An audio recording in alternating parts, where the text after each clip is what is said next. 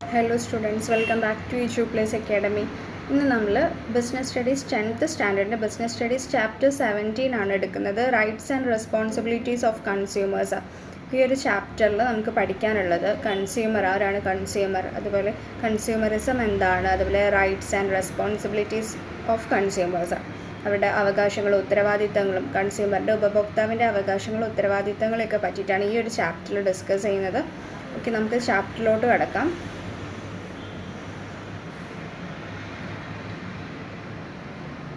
Who is A consumer? ആരാണ് ഉപഭോക്താവ്? നിർവചിക്കുക.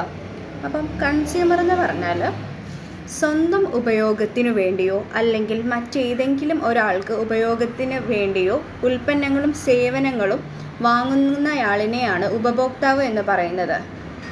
ഓക്കെ, ഒരു ഉപഭോക്താവ് അഥവാ കൺസ്യൂമർ എന്ന് പറഞ്ഞാൽ ഒന്നെങ്കിൽ അയാൾക്ക് വേണ്ടിയിട്ട് സ്വന്തമായിട്ട് ഒരു സാധനം പർച്ചേസ് ചെയ്യുകയോ അല്ലെങ്കിൽ മറ്റൊരാൾക്ക് ഉപയോഗിക്കാൻ വേണ്ടിയിട്ട് അയാൾ വാങ്ങിക്കൊടുക്കുകയോ ചെയ്യുന്ന ഒരു ആളിനെയാണ് നമ്മൾ ഉപഭോക്താവ് എന്ന് പറയുന്നത്. നമ്മൾ ഡയറക്റ്റ് വാങ്ങി ഉപയോഗിക്കേണ്ട ഒരു ആവശ്യമില്ല. നമ്മൾ വേറൊരാൾക്ക് വേണ്ടിയിട്ടാണെങ്കിലും ഒരു സാധനം കടയിൽ നിന്ന് വാങ്ങിക്കുകയാണെങ്കിൽ അയാൾ ഒരു ഉപഭോക്താവാണ്. ഓക്കെ, അതാണ് സ്വന്തം ഉപയോഗത്തിന് വേണ്ടിയോ അല്ലെങ്കിൽ മറ്റേതെങ്കിലും ഒരാൾക്ക് ഉപയോഗിക്കുന്നതിന് വേണ്ടിയോ ഉൽപ്പന്നങ്ങളും സേവനങ്ങളും വാങ്ങുന്നയാളിനെയാണ് ഉപഭോക്താവ് എന്ന് പറയുന്നത്. ഇനി നമുക്ക് ഉപഭോക്തൃവൽക്കരണം അഥവാ മീനിങ് ഓഫ് കൺസ്യൂമറിസം എന്താണെന്ന് നോക്കാം. ഉപഭോക്താക്കൾ തങ്ങളുടെ താൽപ്പര്യങ്ങൾ സംരക്ഷിക്കുന്നതിനു വേണ്ടി സ്വയം കൈക്കൊള്ളുന്ന നടപടികളെയാണ് ഉപഭോക്തൃവൽക്കരണം എന്ന് പറയുന്നത്. ഉൽപ്പാദകർ, കച്ചവടക്കാർ, സേവനദാതാക്കൾ തുടങ്ങിയവരുടെ ഉപഭോക്താക്കളുമായുള്ള ബന്ധത്തിൽ സത്യസന്ധതയും നീതിയും ഉറപ്പാക്കുക എന്ന ലക്ഷ്യമാണ് ഇതിനുള്ളത്.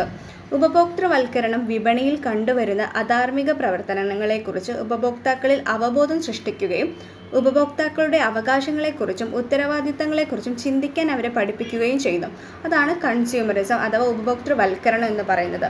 നമ്മുടെ ഒരു എന്താ പറയുക, നമ്മളിപ്പോൾ ഒരു പ്രൊഡക്റ്റ് വാങ്ങിയിട്ട് അതിൽ വഞ്ചിക്കപ്പെടാനൊക്കെയുള്ള സാധ്യതകളുണ്ട്. അപ്പോൾ നമുക്ക് അതിനെപ്പറ്റിയുള്ള കറക്റ്റായിട്ടുള്ളൊരു ധാരണയോ നമ്മളിപ്പോൾ എങ്ങനെയൊക്കെയാണ് നമ്മളിപ്പോൾ ഒരു വഞ്ചിക്കപ്പെട്ട് കഴിഞ്ഞാൽ നമുക്ക് അവർക്ക് എതിരെ എന്ത് റെമഡീസ് എടുക്കാൻ പറ്റും, അങ്ങനെയുള്ള കാര്യങ്ങളൊക്കെ പറ്റിയിട്ട് നമുക്ക് ഒരു അവെയർനെസ് തരുന്നതാണ് ഈ ഉപഭോക്തൃവൽക്കരണത്തിലൂടെ. അപ്പോൾ ഈ സത്യസന്ധമായും നീതിയും ഒക്കെ ഉറപ്പാക്കുക എന്നുള്ളൊരു ലക്ഷ്യമാണ് ഉപഭോക്തൃവൽക്കരണത്തിനുള്ളത്. അപ്പോൾ നമ്മൾ മോസ്റ്റ് ഓഫ് ദ കൺസ്യൂമേഴ്സിനും എന്താണ് അവരുടെ റൈറ്റ്സ് ആൻഡ് റെസ്പോൺസിബിലിറ്റീസിനൊന്നും പറ്റിയിട്ടൊന്നും വലിയ ധാരണയൊന്നുമില്ല. അതുപോലെ നമ്മൾ പർച്ചേസ് ചെയ്ത പ്രൊഡക്ട്സിനൊക്കെ എന്തെങ്കിലുമൊക്കെ പ്രശ്നങ്ങളുണ്ടെങ്കിൽ അതെങ്ങനെ പരിഹരിക്കാം അല്ല അങ്ങനെയുള്ള കാര്യങ്ങളെ പറ്റിയിട്ടൊന്നും വലിയ അറിവൊന്നും ഉണ്ടാവില്ല. അപ്പോൾ അതിന് വേണ്ടിയിട്ടാണ് ഈ ഒരു കൺസ്യൂമർ പ്രൊട്ടക്ഷൻ അതുപോലെ ഈ ഒരു ഉപഭോക്തൃവൽക്കരണമൊക്കെ ഉള്ളത്. ഓക്കെ, ഇനി നമുക്ക് ഡീറ്റെയിൽ ആയിട്ട് നോക്കാം എന്താണ് റൈറ്റ്സും റെസ്പോൺസിബിലിറ്റീസും ഒക്കെ എന്ന് നോക്കാം. ആദ്യം നമുക്ക് റൈറ്റ്സ് ഓഫ് കൺസ്യൂമേഴ്സ് നോക്കാം. ഉപഭോക്താക്കളുടെ അവകാശങ്ങൾ എന്തെല്ലാമാണ് ഫസ്റ്റ് നമ്മൾ നോക്കുന്നത്. ഉപഭോക്താക്കളുടെ താല്പര്യം സംരക്ഷിക്കുന്നതിന് വേണ്ടി അവർക്ക് ചില അവകാശങ്ങൾ സർക്കാർ അനുവദിച്ചു നൽകിയിരിക്കുന്നു. അപ്പോൾ ഫസ്റ്റ് വൺ എന്താണ്? ഫസ്റ്റ് അവകാശമായിട്ട് റൈറ്റാണ് സുരക്ഷിതത്വം ലഭിക്കുന്നതിനുള്ള അവകാശം. ഉപഭോക്താക്കളുടെ ആരോഗ്യത്തിനോ ആയുസ്സിനോ ഹാനി വരുത്തുന്ന തരത്തിലുള്ള ഉൽപ്പന്നങ്ങളിൽ നിന്നും സംരക്ഷണം ലഭിക്കുന്നതിന് അവർക്ക് അവകാശമുണ്ട്. അതുകൊണ്ട് തന്നെ ആരോഗ്യത്തിന് ഹാനികരമായ ഉൽപ്പന്നങ്ങൾ ഉപയോഗിക്കുമ്പോൾ കൈക്കൊള്ളേണ്ട മുൻകരുതലുകൾ എന്തെല്ലാമാണെന്ന് ഉപഭോക്താക്കൾ അറിയുന്നു. ഉൽപ്പന്നങ്ങളുടെ ഗുണനിലവാരക്കുറവ് കൊണ്ട് എന്തെങ്കിലും അപകടം സംഭവിച്ചാൽ കച്ചവടക്കാരനെതിരെ പരാതി നൽകാനും നഷ്ടപരിഹാരം നേടിയെടുക്കാനും ഉപഭോക്താവിന് അവകാശമുണ്ട്. ഇത് നമ്മളൊക്കെ കൺസ്യൂമേഴ്സാണ്. നമ്മളൊക്കെ ഓരോ പ്രൊഡക്റ്റ് വാങ്ങിക്കുന്ന ഓരോ സാധനങ്ങൾ വാങ്ങിക്കുന്ന ആളുകളാണ്. അപ്പോൾ നമ്മളെല്ലാവരും ഉപഭോക്താക്കളാണ്. അപ്പം നമുക്ക് എന്താണ് ഒരു പ്രൊഡക്റ്റ് വാങ്ങി നമ്മളൊരു സാധനം വാങ്ങിയിട്ട് അത് എത്രയൊക്കെ സേഫ്റ്റി ഉണ്ടോ എന്ന് നമുക്കറിയില്ല. അപ്പോൾ നമ്മുടെ ആരോഗ്യത്തിനോ ആയുസ്സിനൊക്കെ ഭീഷണിയായി നിൽക്കുന്ന ഉൽപ്പന്നങ്ങൾ നമ്മൾ വാങ്ങിക്കഴിഞ്ഞിട്ട് അത് ഉപയോഗിച്ചിട്ട് നമുക്ക് എന്തെങ്കിലും ഒരു പ്രശ്നം പറ്റിക്കഴിഞ്ഞാൽ നമ്മൾ എന്താണ് നമ്മുടെ ഒരു സുരക്ഷിതത്വം ലഭിക്കുന്നതിനുള്ളൊരു അവകാശം നമുക്കുണ്ട്.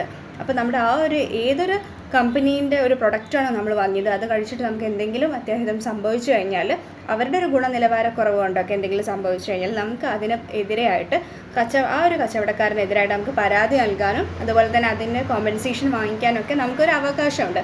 അതാണ് നമ്മുടെ ഫസ്റ്റ് റൈറ്റ് എന്ന് പറയുന്നത്.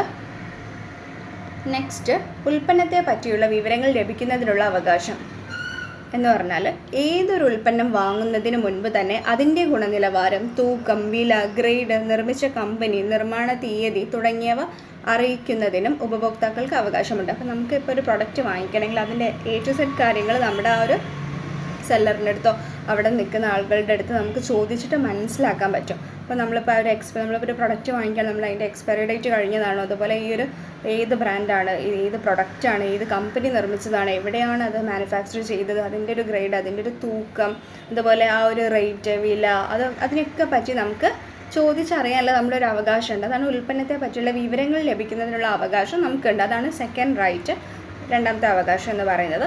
നെക്സ്റ്റ്, തിരഞ്ഞെടുക്കുന്നതിനുള്ള അവകാശം. പല കച്ചവടക്കാരും ഉൽപ്പാദകരും നിലവാരം കുറഞ്ഞ ഉൽപ്പന്നങ്ങൾ ഉപഭോക്താക്കളുടെ മേൽ കെട്ടിയേൽപ്പിക്കാൻ പല മാർഗങ്ങളും നോക്കുന്നു. എന്നാൽ ഓരോ ഉപഭോക്താവിനും വിപുലവും വൈവിധ്യവുമാർന്നതുമായ ഉൽപ്പന്നങ്ങളിൽ നിന്നും തങ്ങൾക്ക് ഇഷ്ടപ്പെട്ടത് തിരഞ്ഞെടുക്കാനുള്ള അവകാശമുണ്ട്. നമുക്ക് നമ്മുടെ ഇഷ്ടത്തിനനുസരിച്ച് ചൂസ് ചെയ്യാം. നമ്മൾ നോർമലി ഓരോ കടയിലൊക്കെ പണ്ടൊക്കെ പോവുകയാണെങ്കിൽ എന്താ, അവർ തരുന്ന പ്രൊഡക്റ്റ് വാങ്ങിക്കാൻ നമ്മൾ നിർബന്ധിതരാവും. അപ്പോൾ അവർ പറയും ഇതാണ് നല്ലത്, നിങ്ങൾക്ക് ഇത് ചൂസ് ചെയ്യുന്നതായിരിക്കും നന്നാവുക, അങ്ങനെയൊക്കെ നമ്മളെ കുറേയൊക്കെ നമ്മൾ ഇതാക്കും, പറ്റിക്കാനൊക്കെ നോക്കും. അപ്പോൾ ആ ഒരു സമയത്ത് നമുക്ക് ഇഷ്ടമുള്ളത്, നമ്മളിപ്പോൾ അവരുടെ ഏത് പ്രൊഡക്റ്റ് വെച്ചിട്ട് നമുക്ക് ഏതാണ് നല്ലത് തോന്നുന്നത് അത് അനുസരിച്ച് ചൂസ് ചെയ്യാനും, അത് നമുക്ക് ഇഷ്ടമുള്ളത് മാത്രം എടുക്കാൻ, അത് തിരഞ്ഞെടുക്കാനുള്ള സെലക്റ്റീവായിട്ട് നമുക്ക് ചൂസ് ചെയ്യാനുള്ളൊരു റൈറ്റ് ഉണ്ട്. അതുപോലെ അവർ തരുന്ന സാധനത്തിനെ വാങ്ങി വരണമെന്ന് ഒരു നിർബന്ധമില്ല. അത് തിരഞ്ഞെടുക്കുന്നതിനുള്ള ഒരു കൺസ്യൂമറിൻ്റെ ഒരു അവകാശമാണത്, തിരഞ്ഞെടുക്കാനുള്ളൊരു അവകാശം എന്ന് പറയുന്നത്.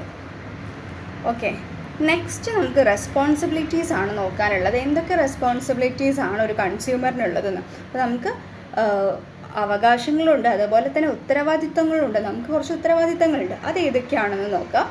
ഫസ്റ്റ് വൺ, ഉപഭോക്താക്കളുടെ ഉത്തരവാദിത്തങ്ങൾ എന്തെല്ലാം. ഉപഭോക്താക്കളുടെ അവകാശങ്ങൾ സംരക്ഷിക്കപ്പെടുന്നതോടൊപ്പം അവർക്കുള്ള ഉത്തരവാദിത്തങ്ങളെക്കുറിച്ചും ഉപഭോക്താക്കൾ അറിഞ്ഞിരിക്കണം. ഉത്തരവാദിത്തങ്ങളില്ലാതെ അവകാശങ്ങൾ സാധ്യമല്ല. ഓക്കെ, അപ്പോൾ നമുക്ക് ഉത്തരവാദിത്തങ്ങൾ ഏതൊക്കെയാണെന്ന് ഇനി നോക്കാം. ഫസ്റ്റ് വൺ ആണ് സ്വാശ്രയ ഉത്തരവാദിത്വം. മറ്റുള്ളവരാൽ കബളിക്കപ്പെടുന്നതിൽ നിന്നും സ്വയം സംരക്ഷിക്കപ്പെടേണ്ടവരാണെന്ന ബോധ്യമുണ്ടെങ്കിൽ ഉത്തരവാദിത്വമുള്ള ഒരു ഉപഭോക്താവിന് എപ്പോഴും തൻ്റെ താല്പര്യങ്ങളെ സംരക്ഷിക്കാൻ കഴിയും. നമ്മൾക്ക് സ്വാശ്രയമായ ഒരു ഉത്തരവാദിത്വം എന്ന് പറഞ്ഞാൽ നമ്മൾ ഓരോരോ പ്രൊഡക്റ്റ് വാങ്ങിയിട്ടൊക്കെ നമ്മൾ വഞ്ചിക്കപ്പെടുന്നുണ്ട്. പക്ഷെ അത് നമുക്ക് അതിൽ നിന്ന് സ്വയം സംരക്ഷിക്കാനുള്ളൊരു ബോധം നമ്മൾക്ക് ഉണ്ടാവണം. എപ്പോഴും നമ്മൾ ഒരാളുടെ ഒരു കാര്യത്തിലൂടെ നമ്മൾ കബളിക്കപ്പെടരുത് എന്നുള്ളൊരു ധാരണയിലൂടെ വേണം നമ്മൾ ഏതൊരു പ്രൊഡക്റ്റ്, എന്ത് സാധനം വാങ്ങിക്കുകയാണെങ്കിലും. ഓക്കെ, അപ്പോൾ നമ്മളൊരു അവെയർ ആയിരിക്കണം. ആ ഒരു ഉത്തരവാദിത്വം നമുക്ക് ഉണ്ടാവും വേണം. നമ്മൾ ഒരാളുടെ ഒരു കാര്യങ്ങൾ കൊണ്ടും നമ്മൾ പറ്റിക്കപ്പെടരുത്. അപ്പം തന്നെ നമ്മൾക്ക് ആ ഒരു വഞ്ചിക്കപ്പെടാനുള്ള സാധ്യതയും അവിടെ കുറയും. അപ്പോൾ നമ്മുടെ താല്പര്യങ്ങൾ സംരക്ഷിക്കാനും കഴിയുന്നതാണ്. അതാണ് സ്വാശ്രയ ഉത്തരവാദിത്വം എന്ന് പറയുന്നത്. സെക്കൻഡ് വൺ, ഇടപാടുകാരുടെ തെളിവ് സൂക്ഷിക്കുക എന്ന് പറഞ്ഞാൽ സാധനങ്ങൾ വാങ്ങിയതിൻ്റെ തെളിവുകളും ബില്ലുകളും ഗ്യാരണ്ടി ഉണ്ടെങ്കിൽ അതിൻ്റെ രേഖകളും സൂക്ഷിച്ചു വയ്ക്കുക എന്നതാണ് ഉപഭോക്താവിൻ്റെ രണ്ടാമത്തെ ഉത്തരവാദിത്വം. വാങ്ങിയ ഉൽപ്പന്നങ്ങളുമായി ബന്ധപ്പെട്ട് എന്തെങ്കിലും പരാതികൾ ഉന്നയിക്കണമെങ്കിൽ ഇത്തരം രേഖകൾ കൂടിയേ തീരൂ. അതെന്ന് പറഞ്ഞാൽ നമ്മളിപ്പോൾ ഏതൊരു പ്രൊഡക്റ്റ് വാങ്ങിച്ചാലും, ഇതൊരു ചെറിയൊരു കാര്യമാണെങ്കിലും വലിയൊരു കാര്യം പർച്ചേസ് ചെയ്യുകയാണെങ്കിലും എത്ര ക്യാഷിൻ്റെ കാര്യമാണെങ്കിലും നമ്മൾ ഒരു സാധനം വാങ്ങിച്ചാൽ അതിൻ്റെ ബില്ലും കാര്യങ്ങളും, ഗ്യാരണ്ടി, വാറണ്ടി, എല്ലാ ബിൽസും കാര്യങ്ങളും നമ്മൾ സൂക്ഷിച്ചു വെക്കണം. എന്നാലും നമുക്ക് ഇനി ഭാവിയിൽ എന്തെങ്കിലും ആ ഒരു കാര്യത്തിന് എന്തെങ്കിലും ഒരു പരാതി നമുക്ക് കൊടുക്കണമെങ്കിലൊക്കെ തെളിവ് അവർ ചോദിക്കുക ആ ഒരു ബില്ലായിരിക്കും മാത്രമേ നമ്മുടെ കയ്യിലുണ്ടാവുന്ന ഏക പ്രൂഫ് ഉണ്ടാവുള്ളൂ. ഓക്കെ, അപ്പോൾ അത് നമ്മൾ സൂക്ഷിച്ച് വെക്കേണ്ടത് അത് നമ്മുടെ ഒരു ഉത്തരവാദിത്വമാണ്. ഓക്കെ, നെക്സ്റ്റ് വൺ, ന്യായമായ നഷ്ടപരിഹാരം മാത്രം തയ്യാറാക്കൽ എന്ന് പറഞ്ഞാൽ ഉൽപ്പന്നങ്ങളുമായി ബന്ധപ്പെട്ട പരാതികൾ നൽകുകയും നഷ്ടപരിഹാരം ഉന്നയിക്കുകയും ചെയ്യുമ്പോൾ അത് ന്യായവും യുക്തിപരവുമായിരിക്കണം. അല്ലെങ്കിൽ കോടതികളിൽ നിന്ന് അനുകൂലമായ സഹായം ലഭിക്കണമെന്നില്ല. അപ്പോൾ അത് നമ്മുടെ ഒരു ഉത്തരവാദിത്വം, അത് നമ്മുടെ ഒരു റൈറ്റാണ്. എന്താണെന്ന് വെച്ചാൽ നമ്മുടെ ഒരു റെസ്പോൺസിബിലിറ്റിയാണ്. നമ്മളിപ്പോൾ ഒരു പ്രൊഡക്റ്റ് വാങ്ങി ഇന്ന പ്രശ്നങ്ങളുണ്ട്, അപ്പം നമ്മളൊരു കേസ് കൊടുക്കും, അല്ലെങ്കിൽ അതിൻ്റെ ഒരു നഷ്ടപരിഹാരം കൊടുക്കാൻ വേണ്ടിയിട്ട് അതിൻ്റെ ആ ഒരു കമ്പനിയിലോട്ടൊക്കെ പോയി എന്ന് വിചാരിക്കുക. അപ്പോൾ നഷ്ടപരിഹാരം അവർ തരികയാണെങ്കിൽ അത് ന്യായമായിരിക്കണം. അപ്പോൾ നമ്മളിപ്പോൾ ഒരു ചെറിയൊരു സാധനം പർച്ചേസ് ചെയ്തിട്ട് അതിനെന്തൊക്കെയോ ഒരു പ്രശ്നങ്ങളൊക്കെ വന്നു. അപ്പോൾ ആ ഒരു പ്രശ്നം ഇപ്പോൾ ഒരു 1000 രൂപയുടെ സ്ഥാനത്താണെങ്കിൽ ഒരു 10,000 രൂപ അതിന് നഷ്ടപരിഹാരമായി കിട്ടണമെന്ന് ഒരു കൺസ്യൂമർ എവിടെയും പോയിട്ട് പറയാൻ പാടില്ല. എന്താണെന്ന് വെച്ചാൽ അതിനൊക്കെ ഒരു ന്യായമായ കാര്യങ്ങളുണ്ട്. അതൊക്കെ നമ്മൾ കോടതിയും കാര്യങ്ങളൊക്കെ ആയിരിക്കും അത് നമുക്ക് നടപ്പിലാക്കി തരാം. അപ്പോൾ അവരുടെ അടുത്തുനിന്ന് ആ ഒരു കാര്യം, അപ്പോൾ നമ്മുടെ ആ ഒരു ആവശ്യം അത് ന്യായമല്ല എന്ന് അവർക്ക് തോന്നിയാൽ അത് റിജക്റ്റ് ആയിപ്പോൾ അപ്പോൾ നമുക്കൊരു കോമ്പൻസേഷനും കിട്ടില്ല. അപ്പോൾ അത് നമ്മളൊരു ന്യായമായ നഷ്ടപരിഹാരം ആയിരിക്കണം നമ്മളൊരു വാങ്ങിക്കേണ്ടത്. അപ്പോൾ അത് മാത്രമേ പരിഗണിക്കുകയുള്ളൂ. ഓക്കെ, നെക്സ്റ്റ് ഉൽപ്പന്നങ്ങളുടെയും സേവനങ്ങളുടെയും ശരിയായ ഉപയോഗം. ഉൽപ്പന്നങ്ങളും സേവനങ്ങളും ശരിയായ രീതിയിൽ ഉപയോഗപ്പെടുത്തേണ്ട, മനഃപൂർവ്വമായി കേടുപാടുകൾ വരാതിരിക്കുക, അതുപോലെ തന്നെ ഉൽപ്പാദകർ, കച്ചവടക്കാർ, സേവനദാതാക്കൾ എന്നിവരുമായി ഉണ്ടാക്കിയിട്ടുള്ള ഉടമ്പടികൾ ലംഘിക്കപ്പെടാതിരിക്കാൻ ഉപഭോക്താവ് പ്രത്യേകം ശ്രദ്ധിക്കണം. അപ്പോൾ ഒരു കോൺട്രാക്റ്റ് ആയിരിക്കും, അപ്പോൾ അത് നമ്മളൊരു സാധനം വാങ്ങിക്കുക എന്ന് പറയുന്നത് തന്നെ. അപ്പോൾ അവരുടെ ആ ഒരു പോളിസിയിൽ ഉണ്ടാവും. ഇപ്പം ഒരു ഗ്യാരണ്ടി, ഒരു വാറണ്ടി പീരീഡൊക്കെ ഉണ്ടെങ്കിൽ എന്താണ്, അപ്പോൾ ഈ ഒരു 1 ഇയർ ഗ്യാരണ്ടിയുള്ള പ്രൊഡക്റ്റ് ആണെന്നൊക്കെ പറഞ്ഞാൽ അതുവരെ അവർ സാധനം മാറ്റി തരും. അതിന് എന്തെങ്കിലും കേടുപാടുകൾ സംഭവിച്ചാൽ മാറ്റി തരും എന്നൊക്കെ ഒരു തന്നിട്ടുണ്ടാവും, നമുക്കൊരു ഉറപ്പ് തന്നിട്ടുണ്ടാവും. അപ്പോൾ അത് നമ്മൾ എന്താണ്, അതുപോലെ അവർ പറഞ്ഞ രീതിയിൽ തന്നെ ഫോളോ അപ്പ് ചെയ്ത് പോവുക. അല്ലാതെ നമ്മളിപ്പോൾ ആ ഒരു സംഭവം 1 ഇയർ കഴിഞ്ഞിട്ടും അതിനൊരു കേട് സംഭവിച്ചാൽ അവർ ഉത്തരവാദികളല്ല. അപ്പോൾ അങ്ങനത്തെ ഓരോ കാര്യങ്ങളൊക്കെ നമ്മൾ എന്താണ് കുറച്ച് പാലിക്കേണ്ട കാര്യങ്ങളാണ്. അപ്പോൾ ശരിയായ രീതിയിൽ ഉപയോഗപ്പെടുത്തേണ്ടതുണ്ട് ആ ഒരു സാധനം. അതുപോലെ മനഃപൂർവ്വമായിട്ട് നമുക്കിപ്പോൾ ഗ്യാരണ്ടി ഒക്കെ ഉണ്ടല്ലോ, ഈ ഒരു പ്രൊഡക്റ്റിന് എന്തെങ്കിലുമൊക്കെ നാശം സംഭവിക്കാം, എന്തെങ്കിലും നമ്മൾ മനഃപൂർവ്വമായിട്ട് എന്തെങ്കിലുമൊക്കെ ഒരു കേടുപാടുകളൊക്കെ അതിനെ സംബന്ധിച്ചിട്ട് ഇത് മാറ്റി തരണമെന്ന് പോയിട്ട് അങ്ങനെ പറയാനൊന്നും പാടില്ല. അപ്പോൾ അതൊക്കെ നമ്മുടെ ഒരു ഉത്തരവാദിത്വമാണ്. അതാണ് ഈ ഉൽപ്പന്നങ്ങളുടെയും സേവനങ്ങളുടെയും ശരിയായ ഉപയോഗം എന്നതുകൊണ്ട് ഉദ്ദേശിക്കുന്നത്. ഓക്കെ, അപ്പോൾ ഈ ഒരു സിമ്പിളായിട്ടുള്ള ചാപ്റ്ററാണ്. മെയിൻലി ഇതിൽ നമുക്ക് റൈറ്റ്സ് ആൻഡ് റെസ്പോൺസിബിലിറ്റീസ് മാത്രമേ പറയാനുണ്ടായിരുന്നുള്ളൂ. അപ്പോൾ കൺസ്യൂമർ എന്ന് പറഞ്ഞാൽ ഒരു ഇൻഡിവിജ്വൽ എന്താണ്, an individual who purchase or products or services or his personal use and not for manufacturing or resale. നമ്മുടെ ഒരു പേഴ്സണൽ യൂസിനോ അല്ലെങ്കിൽ നമ്മൾ മറ്റൊരാൾക്ക് വേണ്ടിയിട്ടോ ആയിരിക്കും നമ്മളൊരു പ്രൊഡക്റ്റ് പർച്ചേസ് ചെയ്യുക. അങ്ങനെ ഒരു വ്യക്തി, ആ ഒരു ഇൻഡിവിജ്വലിനെയാണ് നമ്മൾ ഉപഭോക്താവ് എന്ന് പറയുന്നത്. ഓക്കെ, ആ ഒരു കൺസ്യൂമറിന് തീരുമാനിക്കാനുള്ള റൈറ്റ്സ് ഉണ്ട്. നമ്മൾ ആ ഒരു പ്രൊഡക്റ്റ് വാങ്ങിക്കണോ, പ്രൊഡക്റ്റോ സർവീസസ് എന്താണോ അത് നമ്മൾ വാങ്ങിക്കണോ, ആ ഒരു സ്റ്റോറിൽ നിന്ന് നമ്മൾ വാങ്ങിക്കണോ, അല്ലെങ്കിൽ നമുക്ക് ഇത് നല്ലതാണോ, അല്ലെങ്കിൽ ഒരു പരസ്യം കണ്ടിട്ടോ അല്ലെങ്കിൽ ഒരു അഡ്വർടൈസ്മെൻ്റ് ഒക്കെ കണ്ടിട്ട് അതിൽ ഇൻഫ്ലുവൻസ്ഡ് ആയിട്ടായിരിക്കും ഒരു ഉപഭോക്താവ് ഒരു സാധനം വാങ്ങിക്കുക. അപ്പോൾ അങ്ങനെ സ്വന്തം ഉപയോഗത്തിനു വേണ്ടിയോ അല്ലെങ്കിൽ മറ്റേതെങ്കിലും ഒരാൾക്ക് ഉപയോഗിക്കുന്നതിന് വേണ്ടിയോ ഉൽപ്പന്നങ്ങളും സേവനങ്ങളൊക്കെ വാങ്ങുന്നയാളിനെയാണ് നമ്മൾ ഉപഭോക്താവ് എന്ന് പറയുന്നത്. അതുപോലെ കൺസ്യൂമറിസം എന്ന് പറഞ്ഞാൽ ഉപഭോക്താക്കളുടെ താല്പര്യങ്ങൾ സംരക്ഷിക്കുന്നതിന് വേണ്ടിയിട്ട് ഒരു സ്വയം കൈക്കൊള്ളുന്ന നടപടികളെയാണ് ഉപഭോക്തൃവൽക്കരണം അഥവാ കൺസ്യൂമറിസം എന്ന് പറയുന്നത്. പിന്നെ നമ്മൾ റൈറ്റ്സ് പറഞ്ഞു. ഉപഭോക്താക്കളുടെ അവകാശങ്ങളായിരുന്നു സുരക്ഷിതത്വം ലഭിക്കുന്നതിനുള്ള അവകാശമുണ്ട്, അതുപോലെ ഉൽപ്പന്നത്തെ പറ്റിയുള്ള വിവരങ്ങൾ ലഭിക്കുന്നതിനുള്ള അവകാശമുണ്ട്, തിരഞ്ഞെടുക്കുന്നതിനുള്ള അവകാശമുണ്ട്. അതുപോലെ റെസ്പോൺസിബിലിറ്റീസ് ഓഫ് കൺസ്യൂമേഴ്സ് ആയിരുന്നു സ്വാശ്രയ ഉത്തരവാദിത്തം, ഇടപാടുകാരുടെ തെളിവ് സൂക്ഷിക്കുക, ന്യായമായ നഷ്ടപരിഹാരം മാത്രം തയ്യാറാക്കൽ, ഉൽപ്പന്നങ്ങളുടെയും സേവനങ്ങളുടെയും ശരിയായ ഉപയോഗം.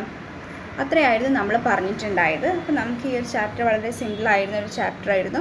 അപ്പോൾ വളരെ ഇമ്പോർട്ടൻറ്റുമാണ്. റൈറ്റ്സ് ആൻഡ് റെസ്പോൺസിബിലിറ്റീസ് ക്വസ്റ്റ്യൻസ് എപ്പോഴും നമ്മൾ കാണാറുണ്ട്. അപ്പോൾ എല്ലാവരും നന്നായിട്ട് പ്രിപ്പയർ ചെയ്യുക. Okay, thank you.